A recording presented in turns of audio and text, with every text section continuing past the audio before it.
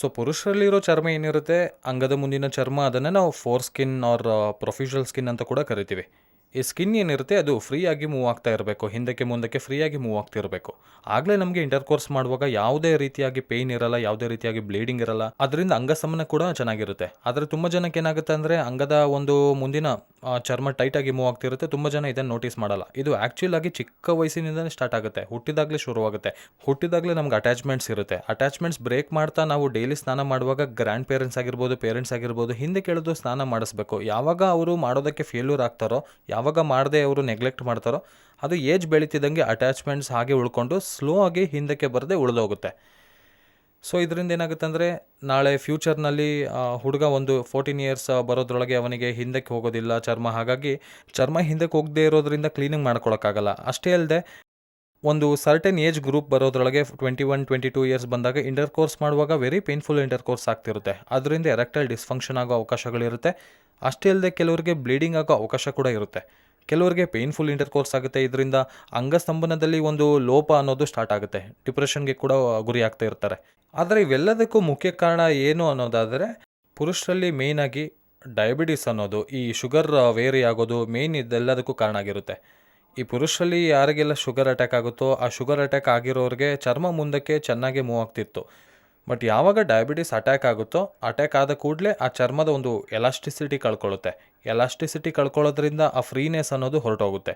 ಅಂದರೆ ಮುಂದಕ್ಕೆ ಹಿಂದಕ್ಕೆ ಜರುಗೋದಿಲ್ಲ, ಟೈಟಾಗಿ ಜರುಗುತ್ತೆ. ಕೆಲವ್ರಿಗೆ ಪೇಯ್ನ್ಫುಲ್ ಆಗಿ ಜರುಗುತ್ತೆ, ಕೆಲವ್ರಿಗೆ ಸ್ವಲ್ಪ ದೂರನೇ ಬರುತ್ತೆ, ಪೂರ್ತಿ ದೂರ ಬರಲ್ಲ, ಹಾರ್ಡಾಗಿ ಮೂವ್ ಆಗುತ್ತೆ. ಅಷ್ಟೇ ಅಲ್ಲದೆ ಕೆಲವ್ರಿಗೆ ಹೆಚ್ಚು ಬಲವಂತವಾಗಿ ಮೂವ್ ಮಾಡೋಕ್ಕೆ ಪ್ರಯತ್ನ ಮಾಡಿದ್ರೆ ಅಲ್ಲಲ್ಲಿ ಕ್ರ್ಯಾಕ್ಸ್ ಫಾರ್ಮ್ ಆಗುತ್ತೆ, ಆಗೋಗುತ್ತೆ. ಅಂದರೆ ಸೀಳ್ಕೊಂಡಂಗೆ ಅಷ್ಟೇ ಅಲ್ಲದೆ ಪೇಯ್ನ್ಫುಲ್ ಆಗಿರುತ್ತೆ, ವಿಪರೀತವಾದ ಪೇಯ್ನ್ ಬರುತ್ತೆ. ಆ ಏರಿಯಾನಲ್ಲಿ ನಾವು ಸರಿಯಾಗಿ ಗಮನಿಸಿದ್ರೆ ಸ್ವಲ್ಪ ಕಲರ್ ಚೇಂಜ್ ಕೂಡ ಆಗ್ತಿರುತ್ತೆ, ರೆಡ್ಡಿಶ್ ಆಗೋಗೋದು, ಚರ್ಮ ಒಣಗೋಗೋದು ನೋಡ್ತಾ ಇರ್ತೀವಿ. ಇದು ಹೇಗೆ ಇದ್ದರೆ ಅವರು ಸರಿಯಾಗಿ ಕ್ಲೀನ್ ಮಾಡ್ಕೊಳಕ್ಕಾಗಲ್ವೋ, ಒಳಗಿರೋ ಸ್ಮೆಗ್ಮಾ ಅನ್ನೋದು ಏನಿದೆಯೋ, ನಮಗೆ ಚರ್ಮದ ಮೇಲೆ ಹೇಗೆ ನಮಗೆ ಬೆವರು ಬರುತ್ತೋ ಹಾಗೆ ಒಳಗೆ ಸ್ಮೆಗ್ಮಾ ಅನ್ನೋದು ಒಂದು ವೈಟ್ ಕಲರ್ನಲ್ಲಿ ಫಾರ್ಮ್ ಆಗ್ತಿರುತ್ತೆ. ಅದನ್ನೇ ನಾವು ದಿನಕ್ಕೂ ಕ್ಲೀನ್ ಮಾಡ್ಕೊಳ್ಳಿಲ್ಲ ಅಂದರೆ ಅದು ಮೆಲ್ಲಗೆ ಜಿಗಟ್ ರೀತಿಯಾಗಿ ಹೊರಗೆ ಬರೋದ್ರಿಂದ ಫೌಲ್ ಸ್ಮೆಲ್ ಬರೋದು, ಒಂದು ರೀತಿಯಾದ ವಾಸನೆ ಬರೋದು, ನವೆ ಆಗೋದು, ಈ ಥರದ್ದೆಲ್ಲ ನೋಡ್ತಾ ಇರ್ತೀವಿ. ಇದನ್ನೇ ನಾವು ಬೆಲನಿಟಿಸ್ ಅಂತ ಕರಿತೀವಿ. ಈ ಬೆಲನಿಟಿಸ್ ಅಂದರೆ ಏನಂದರೆ ಸ್ಕಿನ್ನ ಒಂದು ಲಕ್ಷಣಗಳು. ಈ ಫೋರ್ ಸ್ಕಿನ್ನ ಲಕ್ಷಣಗಳು ಏನಿರುತ್ತೆ ಅಂದರೆ, ನಾನು ಹೇಳ್ದಂಗೆ ಕಲರ್ ಬದಲಾಗುತ್ತೆ, ಸೀಳ್ಕೊಳುತ್ತಿರುತ್ತೆ, ಕೆಂಪಗಾಗುತ್ತೆ, ಚರ್ಮ ಒಣಗುತ್ತೆ, ಇವೆಲ್ಲ ಲಕ್ಷಣಗಳು ನೋಡ್ತಿದ್ರೆ ನಾವು ಇದನ್ನು ಬೆಲನಿಟಿಸ್ ಅಂತ ಈಸಿಯಾಗಿ ಕರಿಬೋದು. ಈ ಬೆಲನಿಟಿಸ್ನ ನಾವು ಹಾಗೆ ಬಿಟ್ಬಿಟ್ರೆ ಏನಾಗುತ್ತೆ ಅಂದರೆ, ಸ್ಲೋ ಆಗಿ ಬೆಲನಿಟಿಸ್ ಅನ್ನೋದು ಅಂಗಕ್ಕೂ ಕೂಡ ಬರುತ್ತೆ, ಅಟ್ಯಾಕ್ ಆಗೋದಕ್ಕೆ ಸ್ಟಾರ್ಟ್ ಆಗುತ್ತೆ. ಆ ಅಟ್ಯಾಚ್ಮೆಂಟ್ ಆಗುತ್ತೆ ಅಂದರೆ ಸ್ಕಿನ್ ಅನ್ನೋದು ಸ್ಲೋ ಆಗಿ ಅಂಗದ ಒಂದು ಚರ್ಮದಿಂದ ಅಂಗದ ಒಂದು ಮೇಯ್ನ್ ಪಾರ್ಟ್ ಮೇಲೂ ಅಂಟ್ಕೊಳ್ಳೋಕ್ಕೆ ಗ್ಲ್ಯಾನ್ಸ್ ಅಂತೀವಿ ಅದನ್ನು. ಆ ಗ್ಲ್ಯಾನ್ಸ್ ಮೇಲೆ ಕೂಡ ಅಂಟ್ಕೊಳ್ಳೋಕೆ ಸ್ಟಾರ್ಟ್ ಆಗುತ್ತೆ. ಇದನ್ನೇ ಬೆಲನೋಪಾಸಿಟಿಸ್ ಅಂತೀವಿ. ಹೀಗೆ ಬೆಲನೋಪಾಸಿಟಿಸ್ ಏನಾದರೂ ಇದ್ದರೆ ಸರ್ಜರಿ ಟಫ್ ಆಗುತ್ತೆ. ಹಾಗಾಗಿ ಯಾರಿಗಾದರೂ ಡಯಾಬಿಟಿಸ್ ಇದ್ದರೆ, ಈಗ ಲೇಟೆಸ್ಟ್ ಪ್ರೋಟೋಕಾಲ್ ಏನಂದರೆ, ಪುರುಷರಲ್ಲಿ ಡಯಾಬಿಟಿಸ್ ಬಂದಿದ್ದರೆ ಇಮಿಡಿಯೇಟಾಗಿ ಅವರು ಸರ್ಕಮ್ಸಿಷನ್ ಮಾಡಿಸ್ಕೋಬೇಕು. ಅದರಿಂದ ಈ ಕಾಂಪ್ಲಿಕೇಶನ್ಸ್ನ ನಾವು ಅವಾಯ್ಡ್ ಮಾಡ್ಕೋಬೇಕು. ಹಾಗಾಗಿ ಸರ್ಜರಿ ಆಪ್ಷನ್ಸ್ ಏನಿದೆ, ಅಥವಾ ಮೆಡಿಕಲ್ಸ್ನಲ್ಲಿ ಏನಾದರೂ ಆಪ್ಷನ್ಸ್ ಇದೆಯಾ ಅಂದರೆ, ಯಾವುದೇ ರೀತಿಯ ಔಷಧಿಗಳು ಜಸ್ಟ್ ಶಾರ್ಟ್ ಟೈಮ್ಗೆ ಉಪಯೋಗಕ್ಕೆ ಬರುತ್ತಾ, ಲಾಂಗ್ ಟೈಮ್ ಉಪಯೋಗಕ್ಕೆ ಬರಲ್ಲ. ಅದು ಒಂದೊಂದೆಲ್ಲ ಆ್ಯಂಟಿಬಯೋಟಿಕ್ ಬಳಸೋದು, ಕ್ಯಾಂಡಿಡ್ ಕ್ರೀಮ್ ಬಳಸೋದು, ಇಂಥರದ್ದೆಲ್ಲ ಮಾಡೋದ್ರಿಂದ ಸ್ವಲ್ಪ ಮಟ್ಟಿಗೆ ಕಂಪ್ಲೀಟ್ ಬರುತ್ತೆ. ಬಟ್ ಯಾವಾಗ ಕ್ರ್ಯಾಕ್ಸ್ ಫಾರ್ಮ್ ಆಗುತ್ತೆ, ಆ ಕ್ರ್ಯಾಕ್ಸ್ ಹೀಲ್ ಆದಾಗೆಲ್ಲ ಚರ್ಮ ಸ್ವಲ್ಪ ಹತ್ತಿರಕ್ಕೆ ಬರೋದು ತಿಳಿಯುತ್ತೆ. ಅಂದರೆ ಮುಂಚೆ ಚರ್ಮ ಸುಲಭವಾಗಿ ಫ್ರೀಯಾಗಿ ಮೂವ್ ಆಗ್ತಿತ್ತು. ಡಯಾಬಿಟಿಸ್ ಅಟ್ಯಾಕ್ ಆಗೋವರೆಗೂ ಆ ಕ್ರ್ಯಾಕ್ಸ್ ಬರೋದ್ರಿಂದ ಚರ್ಮ ಏನಾಗಿತ್ತು, ಟೈಟ್ ಆಗೋದ್ರಿಂದ ಹಿಂದಕ್ಕೆ ಬರೋದಿಲ್ಲ. ಸೊ ಇಂಥವ್ರಿಗೆಲ್ಲ 100% ಸರ್ಜರಿ ಒಂದೇ ಆಪ್ಷನ್ ಆಗಿರುತ್ತೆ.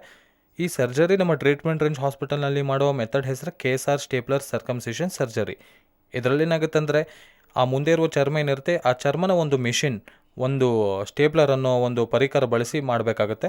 ಆ ಪರಿಕರ ಅನ್ನೋವಂಥದ್ದು ಸ್ಟೇಪ್ಲರ್ ಏನಿರುತ್ತೆ, ಈ ಸ್ಟೇಪ್ಲರ್ ಕಂಪ್ಲೀಟ್ ಡಿಸ್ಪೋಸಬಲ್ ಸ್ಟೇಪ್ಲರ್ ಆಗಿರುತ್ತೆ. ಅಂದರೆ ಒಂದು ಪೇಷಂಟ್ಗೆ ಒಂದು ಸತಿ ಮಾತ್ರ ಯೂಸ್ ಮಾಡ್ತೀವಿ.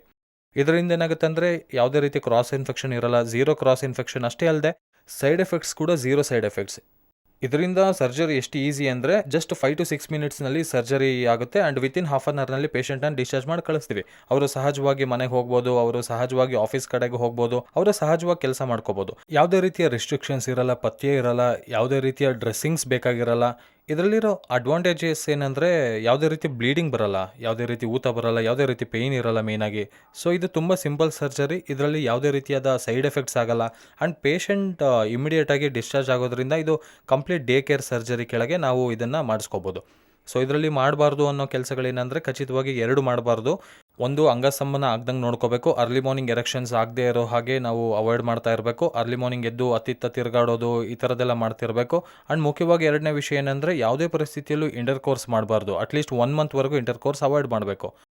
ಸೊ ಅಂಗಸ್ತಂಭನ ಒಂದು 2 ವೀಕ್ಸ್ವರೆಗೆ ಅವಾಯ್ಡ್ ಮಾಡಬೇಕು. ಇಂಟರ್ ಕೋರ್ಸ್ನ ಒಂದು 4 ವೀಕ್ಸ್ವರೆಗೆ ಅವಾಯ್ಡ್ ಮಾಡಬೇಕಾಗುತ್ತೆ. ಆ್ಯಂಡ್ ಎಷ್ಟು ಪ್ರಾಪರಾಗಿ ಕ್ಲೀನ್ ಮಾಡಿಕೊಂಡ್ರೆ ಚರ್ಮ ಹಿಂದೆ ಕೇಳೋದು ಎಷ್ಟು ಶುಭ್ರವಾಗಿ ಕ್ಲೀನ್ ಮಾಡಿಕೊಂಡಷ್ಟು ಆ ಪಿನ್ಸ್ ಮೇಲೆ ಆ ಸಿಲಿಕಾನ್ ರಿಂಗ್ ಮೇಲೆ ಸಾಬೂನಿಂದ ನಾರ್ಮಲ್ ಸೋಪ್ನಲ್ಲಿ ಉಜ್ಜಿ ತೊಳ್ಕೊಳ್ಳೋದ್ರಿಂದ ಆ ಏರಿಯಾನಲ್ಲಿ ಎಲ್ಲ ಫಾರ್ಮ್ ಆಗೋ ಡರ್ಟ್ ಆಗಲಿ, ಆ ಫಾರ್ಮ್ ಆಗೋ ಡೆಬ್ರಿಸ್ ಆಗಲಿ ಇವೆಲ್ಲ ಕ್ಲೀನ್ ಆಗುತ್ತೆ.